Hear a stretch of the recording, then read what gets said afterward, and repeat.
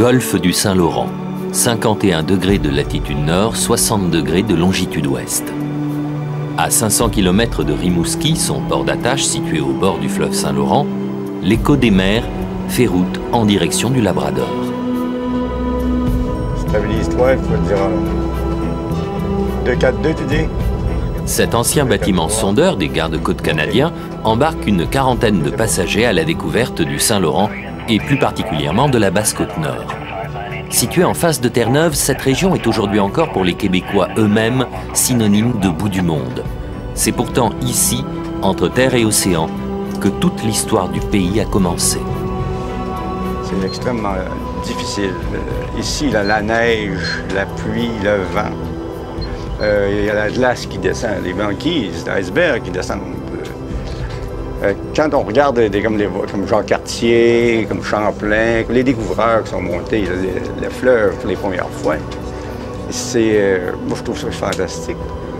Ces gens-là arrivaient d'Europe, n'avaient aucune connaissance du territoire.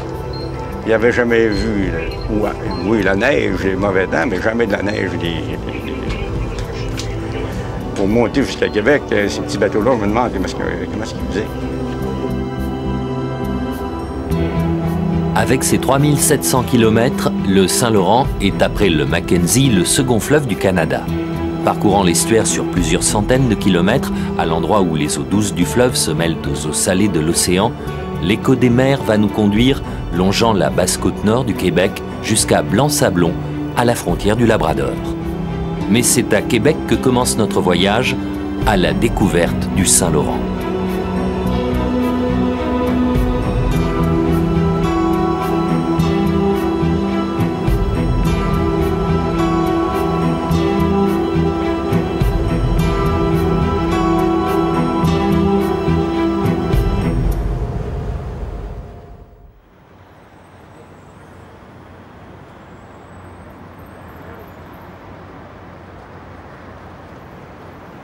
C'est en pensant enfin avoir trouvé le passage vers le Cathé, c'est-à-dire les Indes, que Jacques Cartier s'engage sur le Saint-Laurent. Quelques jours plus tard, il découvre un site peuplé par une tribu algonquine. Son nom, Québec, qui signifie « là où le fleuve se rétrécit ». Nous sommes au mois d'août 1535. Il faut cependant attendre 1608 pour que Champlain fonde véritablement la ville qui va devenir le berceau de la présence française en Amérique du Nord. Québec se limite dans les premières années à un gros fort en bois qui sert de base à l'évangélisation et au commerce de la pelleterie, troquée aux Algonquins et aux Hurons. À l'unisson de l'ensemble des colonies françaises d'Amérique du Nord, Québec finira, en 1759, par tomber dans le giron anglais.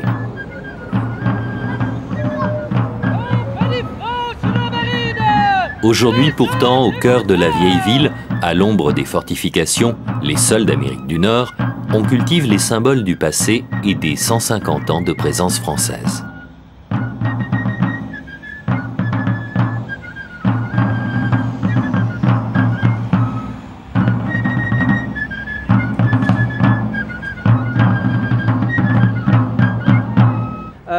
Ce sont les couleurs originales d'époque. À l'époque, vous savez que les couleurs rouges étaient très dures à produire et extrêmement dispendieuses. Et comme le roi de France n'avait pas cet argent, il habillait ses soldats en bleu, qui était une couleur beaucoup plus sobre et beaucoup moins dispendieuse aussi. Vous avez le tricorne, et sur le côté du tricorne, si vous voulez tourner votre tête, vous pouvez remarquer la cocarde noire qui montre qu'à l'époque, les compagnies franches étaient les seules compagnies qui relevait directement du roi Louis XIV. Paris s'intéresse cependant davantage à ses colonies antillaises qu'à celles du Canada et la Nouvelle-France se développe lentement. En 1750, elle ne compte que 70 000 habitants alors qu'à la même époque, les Anglais d'Amérique du Nord sont 1 400 000.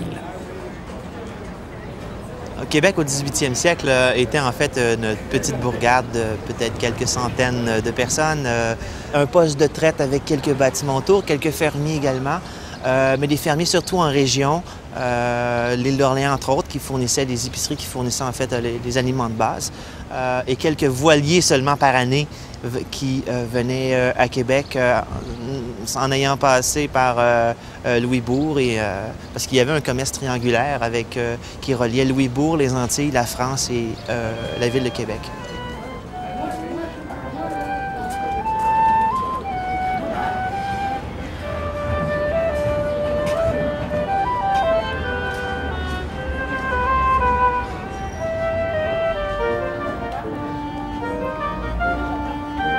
Avec le 19e siècle, le Canada entre dans l'ère industrielle. Le Saint-Laurent, qui pendant des siècles a vu défiler les canots chargés de fourrure, les goélettes remplies de bois ou bien les voiliers transportant le rhum antillais, assiste à l'arrivée des premiers vapeurs. Longtemps, voiliers et steamers cohabitent, jusqu'à ce que la puissance de ces derniers soit suffisante pour n'être plus sensible au courant, au vent, aux marées.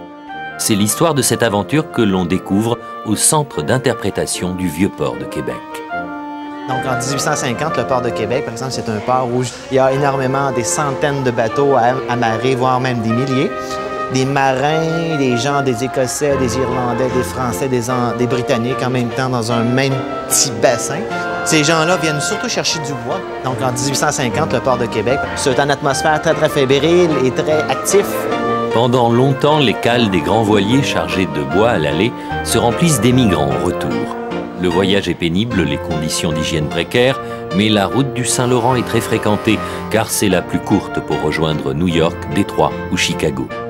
Depuis la terrasse du Frein, située sur les vieux remparts, on observe le passage des cargos ou la noria des traversiers, reliant Québec à Lévis, située sur la rive opposée. La terrasse du Frein, dont le célèbre plancher court depuis le 19e siècle au pied de l'imposant hôtel Frontenac, est devenu le lieu de rendez-vous des promeneurs et des symboles du passé.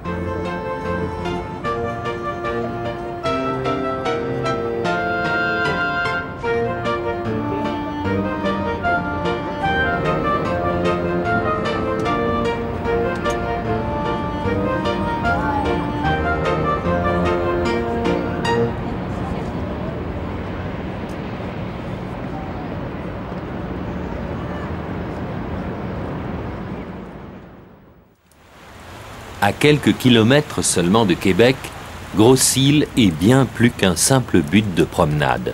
Ancrée au milieu du Saint-Laurent, cette île aujourd'hui si paisible a été au XIXe siècle au cœur d'une incroyable tragédie humaine.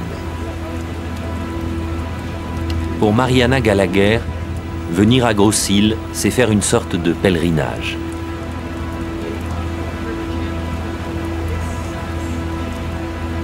Au lendemain des guerres napoléoniennes, un flot croissant d'Anglais, d'Écossais et surtout d'Irlandais embarque pour l'Amérique du Nord et notamment pour le Canada. Or, cette émigration sans précédent sur le Saint-Laurent survient au moment où de grandes épidémies, notamment de choléra, s'abattent sur l'Angleterre.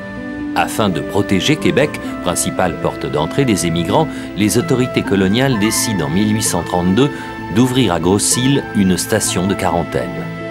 Jusqu'en 1860, 30 000 émigrants arrivent en moyenne chaque année à Québec. Mais avec la mise en service de lignes régulières de vapeur sur l'Atlantique Nord, l'immigration atteint au début du XXe siècle des sommets inimaginables. Anglais, Irlandais, mais aussi Scandinaves, Européens de l'Est. Les arrivants sont 100 000 en 1910, 225 000 en 1914. Inspection, désinfection des bateaux, des passagers et des bagages, vaccination, structure d'hébergement, contrôle sanitaire. Au début du XXe siècle, la quarantaine dure 6 jours en moyenne. On est loin des conditions d'accueil de la tragique année 1847. Ce monument est très précieux dans ma famille. C'est mon grand-père, Jeremiah Gallagher, qui est né 10 ans avant la pire période de la Grande Famine. Il est venu au Canada et il a travaillé avec d'autres gens de Québec pour ériger cette magnifique croix. Tout ce que le monument dit est une très précieuse partie de notre histoire. Ce côté ici, l'inscription dit que les enfants de l'Irlande sont venus ici chassant les lois injuste et une famine artificielle. God save Ireland, que Dieu sauve l'Irlande.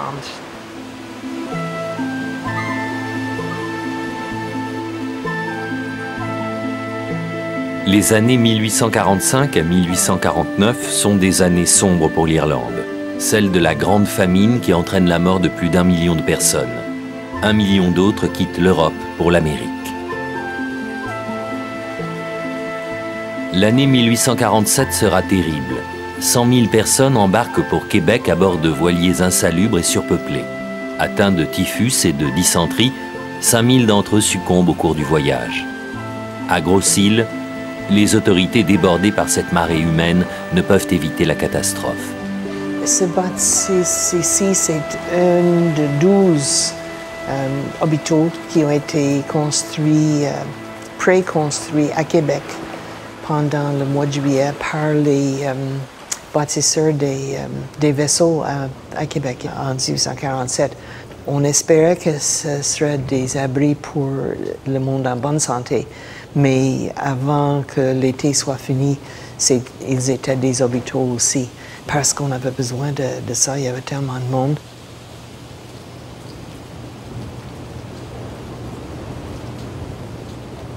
Quand un bateau arrivait dans la Chanel, un médecin allait à bord pour inspecter les passagers. S'il y avait des malades, tout était obligé d'arrêter ici. Le bateau était nettoyé.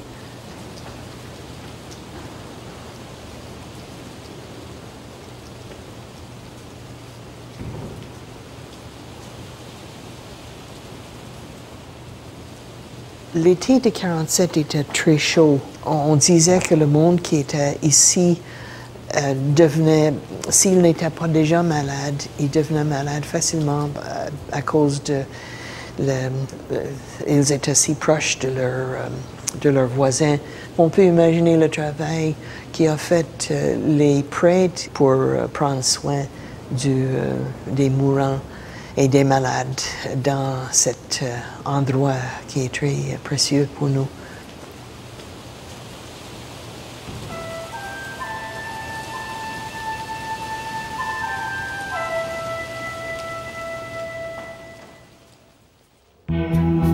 L'écho des mers vient de quitter Rimouski, cap au nord-est, destination Havre-Saint-Pierre.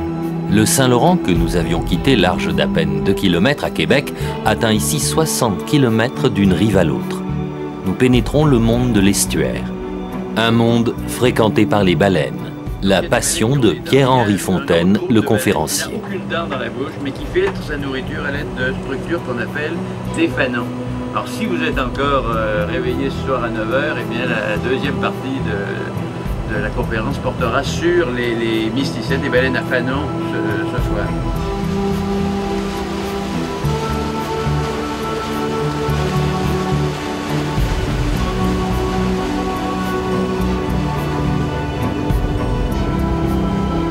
Au matin, Havre-Saint-Pierre est en vue.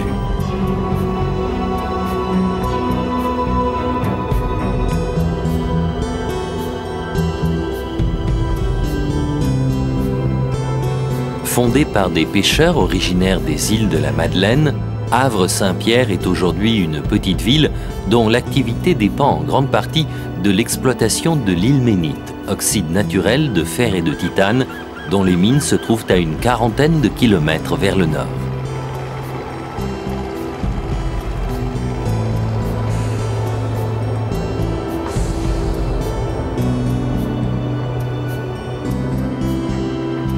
De leur origine acadienne, les habitants d'Havre-Saint-Pierre ont hérité une langue, la langue des Caïens, déformation du mot acadien. Toute sa vie, Roland Jonf, 84 ans, a joué avec les mots de cette langue simple et savoureuse pour inventer des milliers de petits poèmes évoquant la vie des îles Mingan. Quand on était jeunes, les îles de Mingan appartenaient à la compagnie de la baie du Son. Puis en 1973, la compagnie de la baie du Son a vendu ça à la Dome Petroleum de Calgary, les compagnies d'huile. Puis en 1983, le gouvernement du Canada a acheté les îles de Mingan pour en faire une réserve du parc national.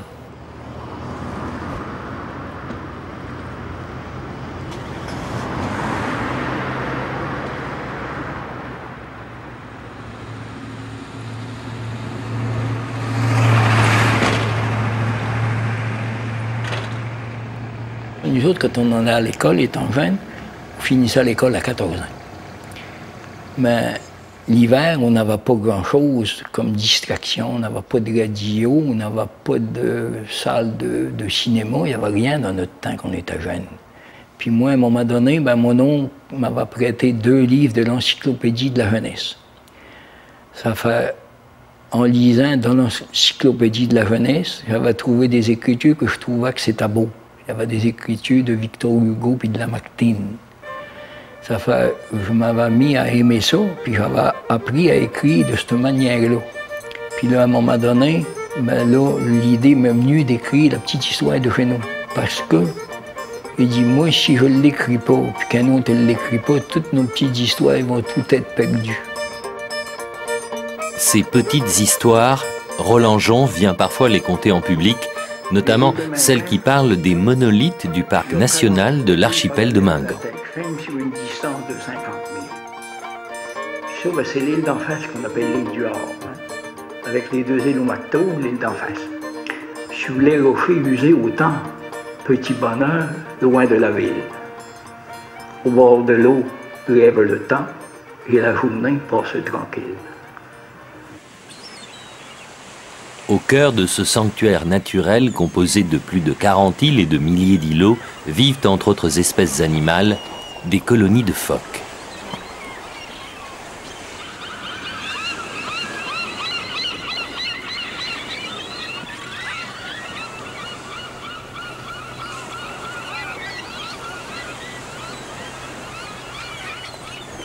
Parfois même, comme ici dans l'anse protégée de l'île Quarry, où l'écho des mers a jeté l'ancre, des rorquals viennent s'alimenter en toute tranquillité.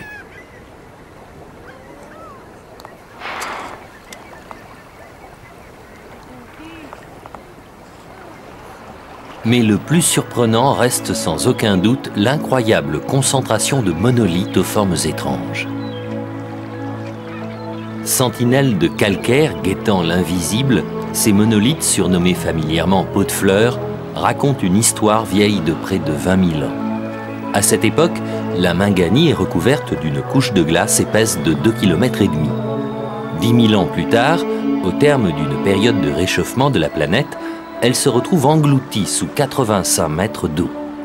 Depuis lors, émergeant progressivement des flots, la falaise calcaire subit les assauts conjugués du vent, du gel et des marées, offrant ainsi l'étonnant spectacle de la plus importante concentration de monolithes d'érosion au monde.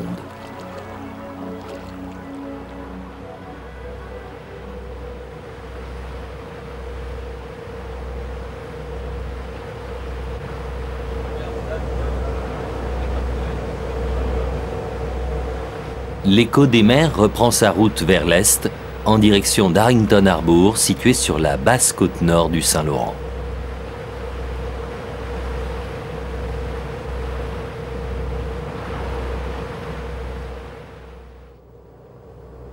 La terre que Dieu réserva à Caïn. Ces mots prononcés par Jacques Cartier lorsqu'il aborde la Basse-Côte en 1534 évoquent une région marquée par un climat rigoureux et changeant, des paysages désertiques balayés par les vents. Aucune route ne vient jusqu'ici. Le Saint-Laurent, en dehors des longs mois d'hiver où il est pris par les glaces, est la seule voie d'accès aux 15 villages de la Basse-Côte où cohabitent Amérindiens, francophones et anglophones, comme ici à Arrington Harbour. Descendants de pêcheurs terre-neuviens émigrés en 1871, les 300 habitants d'Arrington ont façonné un village aux maisons de couleur pastel, enraciné sur ce cap rocailleux face à la mer.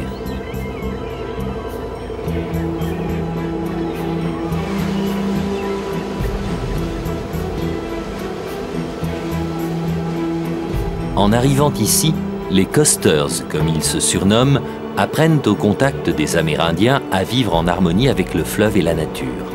Ainsi, pendant les mois les plus rigoureux de l'hiver, quand le fleuve est gelé, ils trouvent refuge à l'intérieur des terres, où ils pratiquent la chasse. Quand reviennent le printemps et la saison de la pêche, ils rentrent à Arrington, leur village, avec ses belles maisons sur pilotis et ses trottoirs de bois. Clarence Rousel, qui tenait autrefois le magasin général, se souvient de cette époque. Lorsque j'étais jeune, à l'époque où mon père élevait sa famille, l'essentiel des échanges commerciaux se faisait avec Halifax, dans les provinces maritimes. Les commerçants arrivaient ici à bord de goélettes. Ils apportaient des marchandises, faisaient des affaires. Ils achetaient du poisson, de la morue principalement, salée ou bien sèche. Toutes les morues étaient vendues comme ça à cette époque. Et puis, quand il y en avait, ils achetaient de l'huile de phoque, qu'ils ramenaient à bord des goélettes jusqu'à Halifax.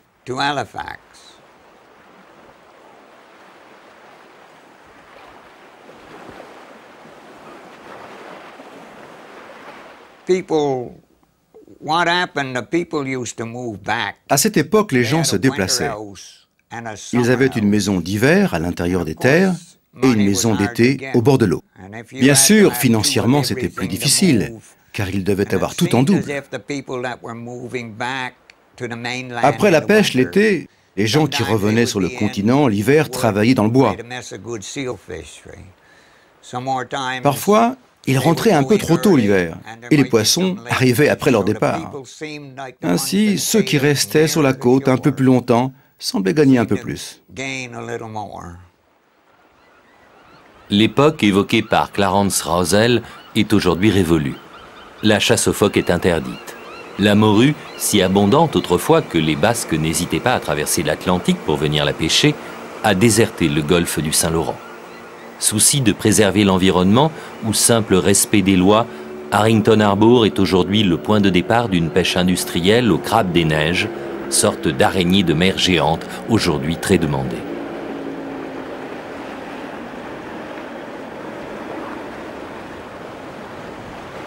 Une fois la saison de pêche au crabe des neiges terminée, Harrington s'engage dans la longue traversée de l'hiver. Plus aucun bateau n'accoste ici. Le Nordic Express, qui ravitaille les villages de la côte nord jusqu'à Blanc-Sablon, ne reviendra pas avant le mois d'avril ou même de mai, selon le retrait des glaces.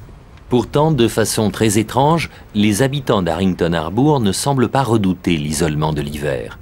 Et même, si on écoute Amy Evans, on a l'impression qu'ils le souhaitent. Je suis née ici, à Harrington, ainsi que toute ma famille. Nous avons de très bonnes relations avec tous les autres villages. Tout le monde se connaît sur la côte. C'est en fait comme si on faisait partie d'une grande famille. L'hiver, il y a plein d'activités. Aujourd'hui, avec les motoneiges, les gens voyagent. Ils se déplacent davantage. On n'est plus aussi isolé qu'avant.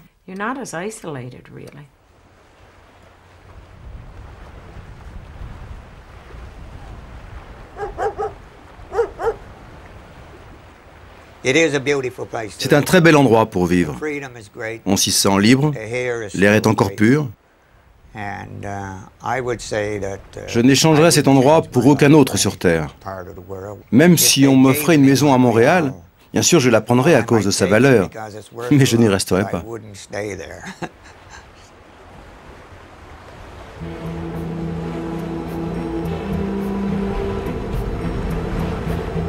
La journée s'achève et l'écho des mers reprend sa route.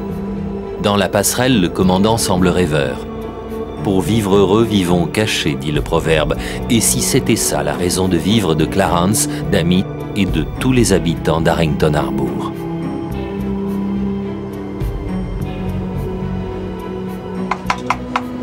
Dans la cuisine de l'écho des mers, Sylvie n'a qu'une seule préoccupation, la préparation des repas pour les 40 passagers et les 10 membres d'équipage. Mais cela ne va pas tous les jours aussi aisément qu'elle le voudrait. J'ai malheureusement pas le pied super marin. Parce que quand ça brasse juste un petit peu, ça va, là. Mais si la mer est grosse, je suis malheureusement malade. J'aimerais mieux, remarque pas l'être, hein, mais en même temps, ben, ça me fait une petite vacance. Je suis obligée d'aller me coucher. Mais Jacqueline, la deuxième, elle a beaucoup plus le pied marin que moi. Fait que c'est elle qui reste, puis moi, je vais me coucher. Puis elle, le lendemain, ben, elle dort plus longtemps le matin. Il faut dire 40. Ce soir, oui, c'est un feuilleté de pétanque au poivre rose. C'est ça, c'est une recette, en tout cas, qui plaît beaucoup aux gens. Puis ça a de la gueule dans l'assiette.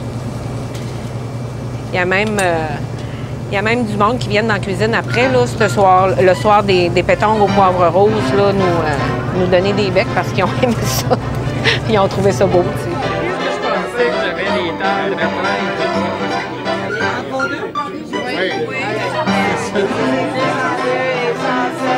Avec une labriole blanche, c'est ça? Wouhou! Là, ça commence, là. Puis on dirait, je sais pas qu'est-ce qui se passe, mais à toutes les fois souvent, ça arrive souvent quand on fait des pétanques, que ça brasse. Je comprends pas. Je sais pas s'il y a un mauvais sort sur les pétanques, mais en tout cas.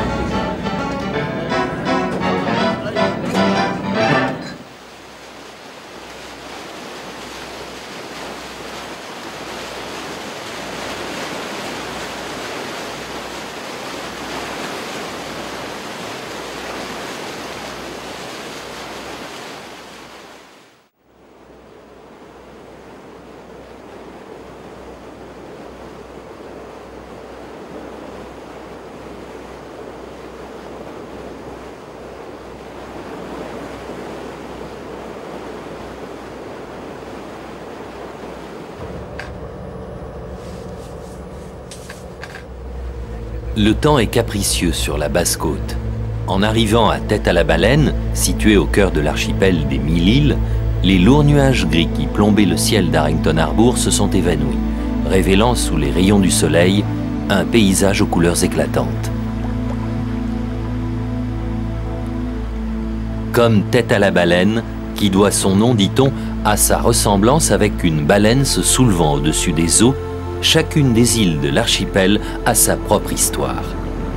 Que ce soit des rochers qui presque inondaient à marée haute ou des grosses îles, chacune porte un nom, soit que ça rappelle où il y a des gens qui sont demeurés ou des anecdotes qui sont arrivées. L'île à Beaulieu, l'île à Haché, l'île à Couteau, le Cap Noir. Comme ici en face, on a une, c'est la Caille à Morue. On va avoir l'île des Petites Sœurs parce que c'est des petites îles qui se ressemblent. Toutes les îles ont un nom, d'ailleurs. On appelle ça l'archipel des 1000 îles, puis il semblerait que ça vient de Jacques Cartier qui, lors de son premier voyage, est passé ici dans les îles. Bien qu'originaires de Jersey ou de Guernesey, les habitants de Tête-à-la-Baleine sont francophones. À l'inverse de ceux d'Harrington Harbour, qui migraient l'hiver à l'intérieur des terres, les habitants de Tête-à-la-Baleine se déplaçaient l'été sur l'île de la Providence, située à 10 km au large, ceci afin de se rapprocher au plus près des sites de pêche. Moi, j'ai grandi sur une autre île ici à l'est, le Rigolet qu'on appelle, où étaient installées plusieurs familles également. Puis, aussitôt j'ai été capable de marcher, je crois que c'était mon premier voyage à la Providence, parce que la maison jaune qu'on voit là-bas, c'était à mon grand-père. Et aussi pour l'église qu'on venait à chaque dimanche. À l'époque, c'était presque une obligation, un devoir. Les familles au complet, si la température le permettait, on venait le dimanche pour la messe.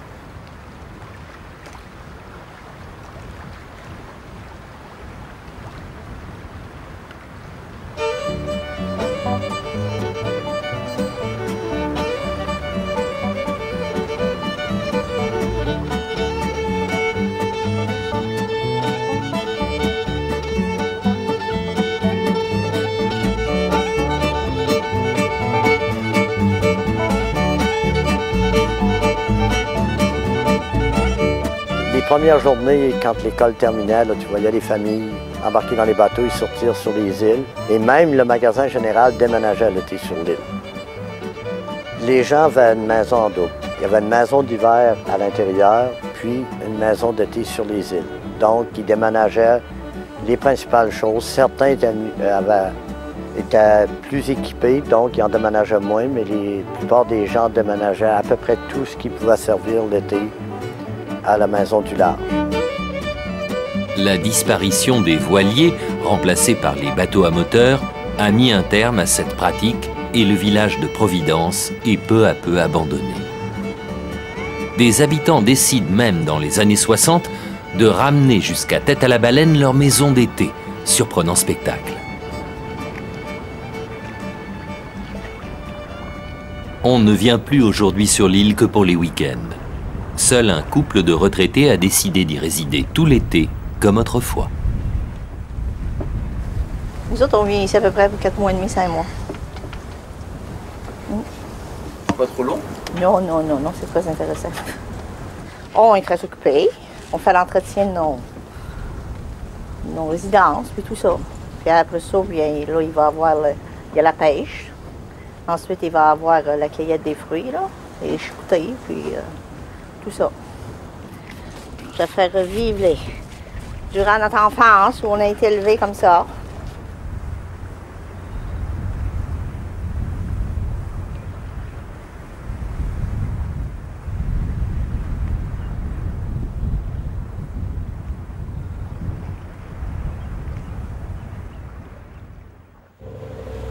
Nous reprenons notre route vers le nord-est.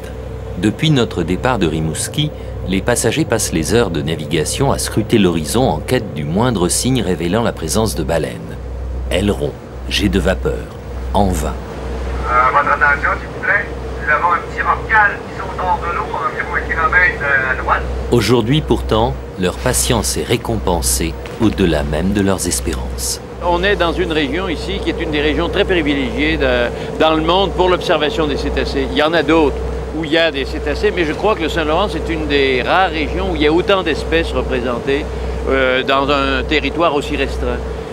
Il y a des phénomènes de résurgence très importants, c'est-à-dire des remontées d'eau de fond qui viennent fertiliser les eaux de surface. Donc, ça va amener une quantité de nourriture extrêmement importante et évidemment, les prédateurs qui viennent se nourrir de ces proies sont très abondants eux-mêmes.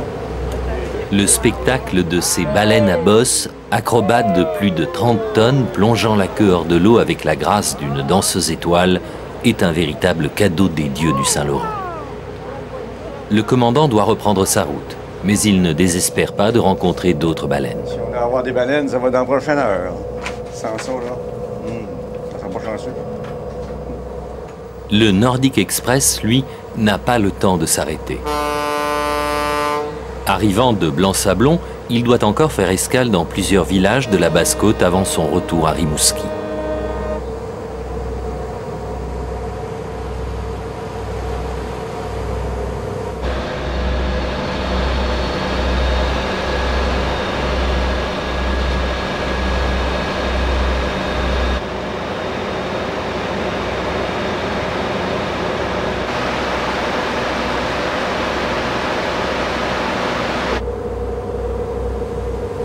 Une fois encore, le climat du golfe se montre changeant. En peu de temps, le ciel s'est assombri et la mer s'est formée. Mais la chance est avec nous et d'autres cétacés font leur apparition.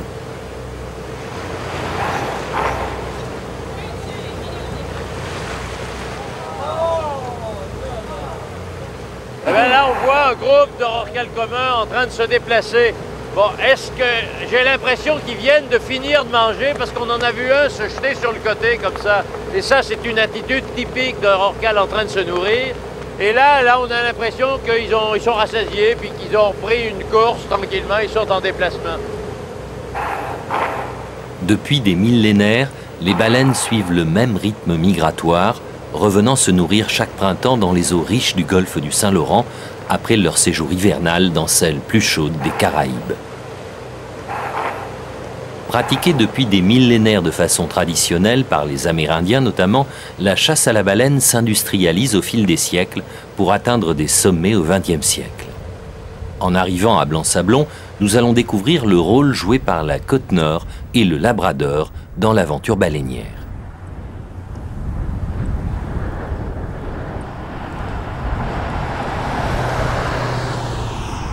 Quittant Blanc-Sablon, dont le seul attrait est probablement sa situation géographique juste en face de Terre-Neuve, nous prenons la direction de Red Bay, au Labrador.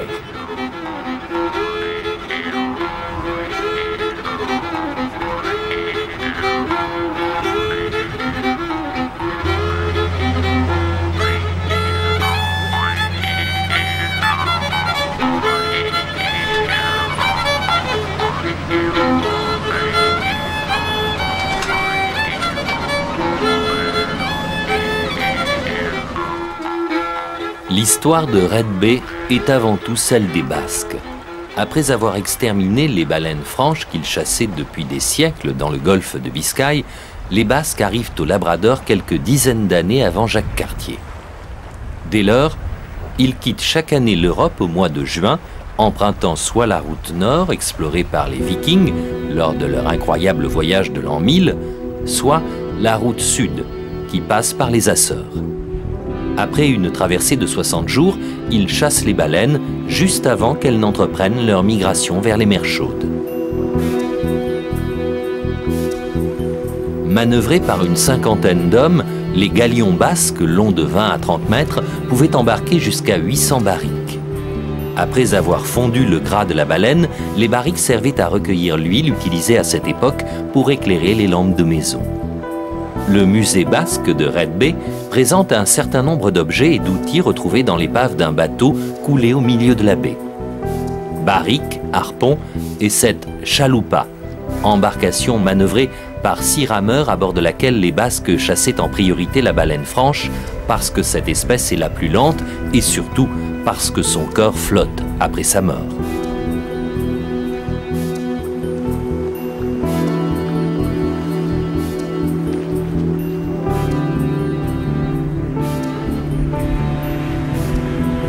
Depuis l'époque des Basques, le golfe du Saint-Laurent a toujours été considéré comme une zone de navigation à haut risque. Courants, tempêtes, icebergs, les naufrages entre Terre-Neuve et Labrador se comptent par milliers.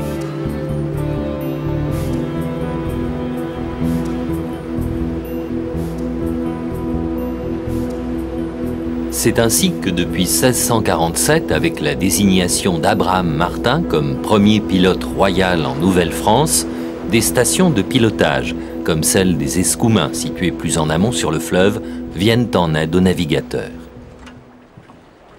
Le Saint-Laurent est une véritable autoroute reliant l'Atlantique au Grand Lac où se tient le cœur industriel de l'Amérique du Nord. Près de 5000 navires, principalement des cargos, l'empruntent chaque année, y compris pendant l'hiver grâce aux brise-glaces qui, depuis le début des années 60, tracent un passage au milieu du fleuve. Malgré la technologie qui équipe aujourd'hui les navires, la présence d'un pilote à bord entre les Escoumins et Montréal est obligatoire. Le Saint-Laurent est toujours dangereux et les nombreuses embarcations de plaisance qui naviguent l'été n'arrangent rien, surtout les jours de brouillard. Mais la saison estivale amène un lot de bateaux d'observation et puis de bateaux de pêche, et tous ces gens-là. Mais je pourrais dire que ça cohabite très bien quand même. Les gens sont tous bien formés et puis on n'entend pas parler d'abordage ou de situation rapprochée en aucun cas. Les gens observent les mouvements des navires et puis sont quand même relativement prudents à ce moment-là.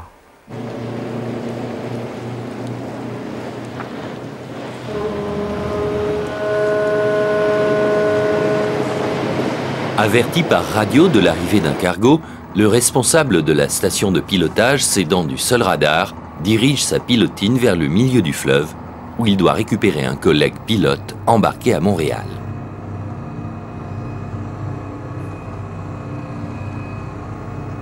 C'est utile, évidemment, d'avoir un pilote parce qu'on ne peut pas demander à tous les capitaines du monde entier de connaître le fleuve dans toutes ses particularités. Alors, le capitaine qui arrive ici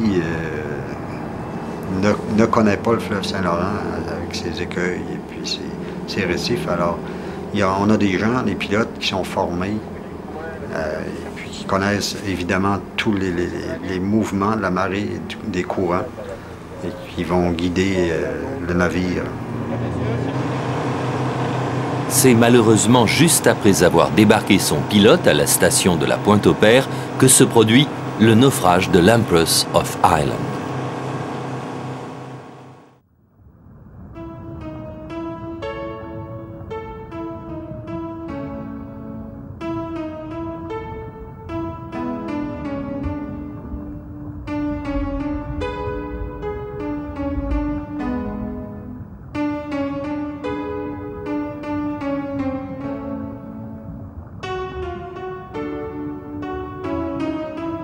Des centaines d'épaves gisent au fond du fleuve. Mais de tous les naufrages de navires, cargos, trois-mâts ou simples goélettes, celui de l'Empress of Ireland restera à jamais comme le plus tragique de toute l'histoire du Saint-Laurent.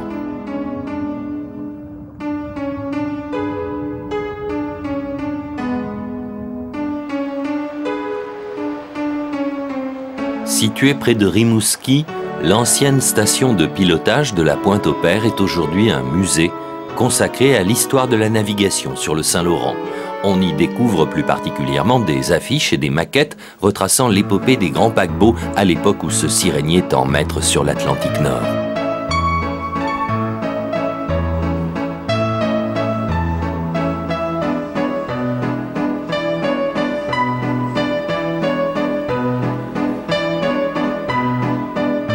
« 172 mètres de long. Assurant la liaison Québec-Liverpool, l'Empress of Ireland était l'un d'eux. C'était un bateau qui avait été construit en 1905 et qui avait commencé à naviguer en 1906. Il pouvait y avoir à bord des gens fortunés comme des immigrants. Il y avait beaucoup de gens qui travaillaient entre autres aux États-Unis dans les usines de voitures et qui retournaient dans leur pays pour quelques mois, le temps d'une période de chômage.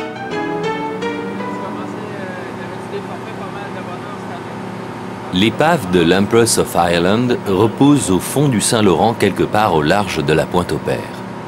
Alors que le naufrage du Titanic en 1912 avait eu un incroyable retentissement, celui de l'Empress of Ireland 2 ans plus tard passa presque inaperçu. La Première Guerre mondiale qui venait d'éclater fit passer la catastrophe au second plan. As-tu démonté la boîte? Ouais, on fait le tour, comme ça, L'emplacement de l'épave fut quasiment oublié jusqu'au mois de mai 1964. On a découvert l'Empress comme c'est suite à un reportage dans un journal au mois de mai en 1964. C'était le 50e anniversaire de la tragédie de l'épave. À ce moment-là, on a pris le journal, puis on a formé un groupe. On est venu faire des recherches. Parce qu'on n'avait jamais entendu parler de l'Empress d'Irlande auparavant.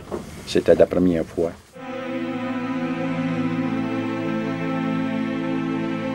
L'Empress quitte le port de Québec le 28 mai 1914 à 16h27. À son bord, 1057 passagers, 252 lingots d'argent ainsi que 2600 tonnes de charbon nécessaires à la traversée jusqu'à Liverpool.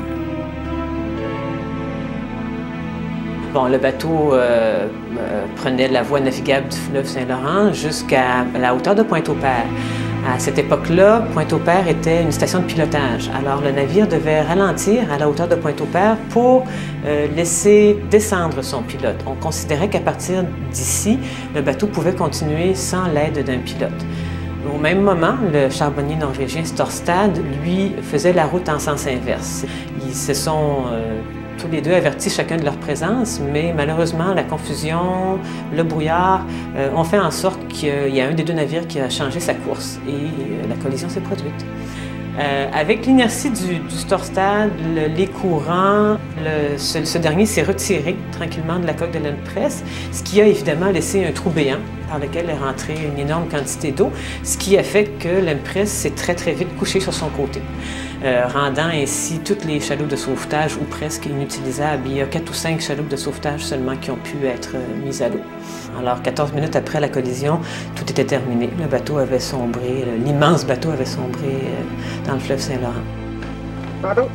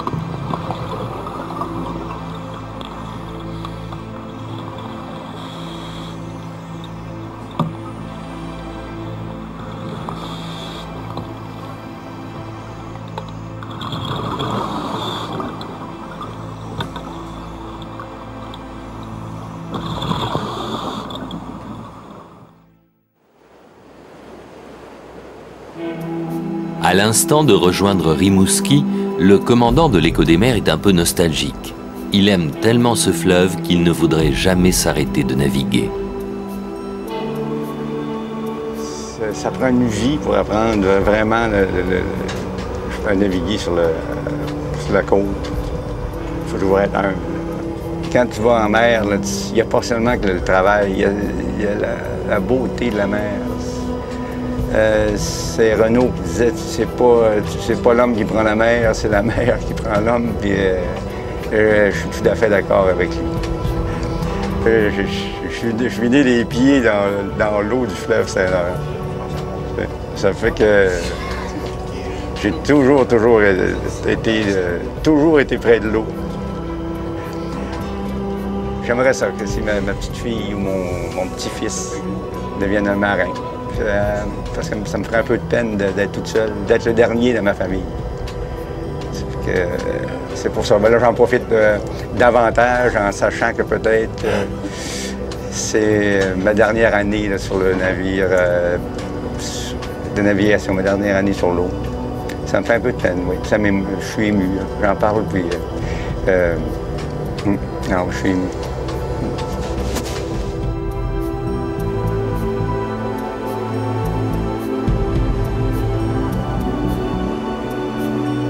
Comment achever ce voyage sans remonter à la source, celle du peuplement originel des Algonquins et des Montagnais? Pour ces tribus amérindiennes, le Saint-Laurent représentait tout, une voie de transport et un inépuisable garde-manger. Il l'avait baptisé Mactogoek, le chemin qui marche.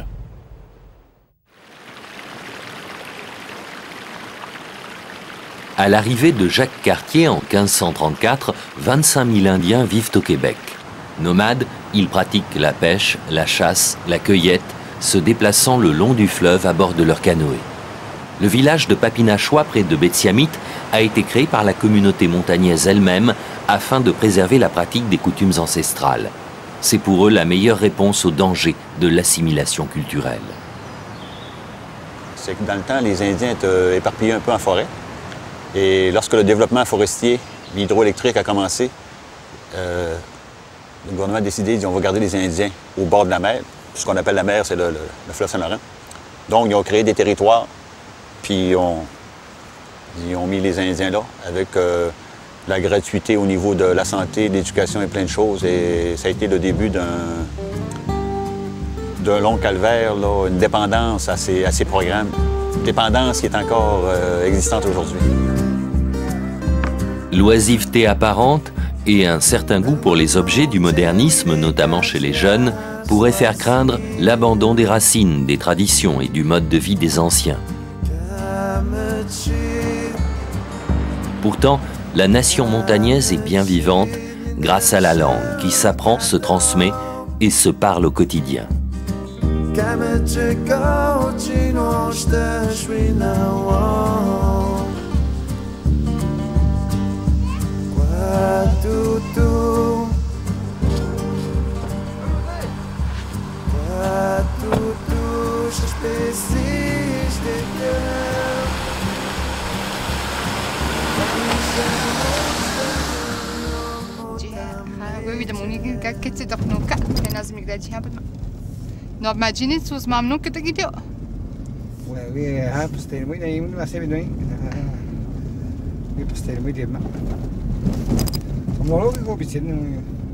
Être montagnier, c'est la fierté pour moi.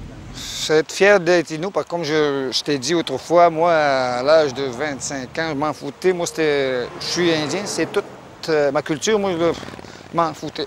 Mais, comme j'ai dit, c'est mon père qui m'a fait redécouvrir vraiment le sens d'être de l'appartenance Inuit-montagnier. C'est là que, c'est à l'âge de 25 ans, vraiment, j'ai découvert que l'Inuit, c'était vraiment important. La culture aussi.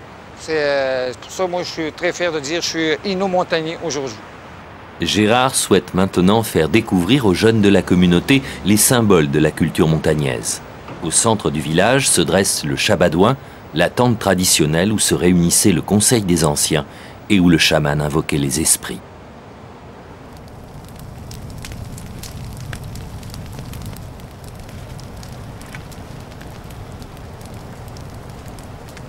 Certains habitants de Betsiamit enseignent le trapage, la chasse au petit gibier comme le castor.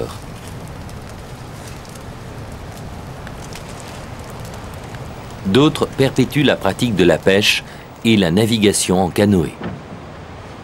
Malgré cette volonté pédagogique, les Papinachois, une des branches de la famille montagnaise, ne perdent pas leur sens de l'humour. Il est vrai que dans leur langue, le mot Papinachois signifie « les gens qui aiment rire ».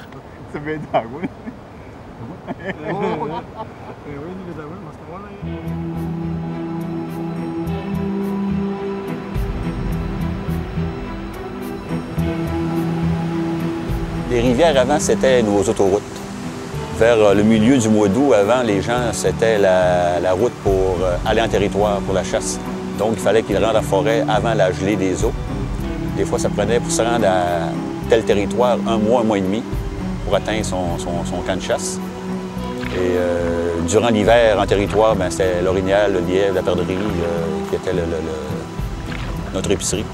Et l'été, les gens revenaient sur le bord du fleuve Saint-Laurent, ce qu'on appelait des campements d'été. Et le fleuve fournissait la nourriture, entre autres le phoque, les canards, le saumon.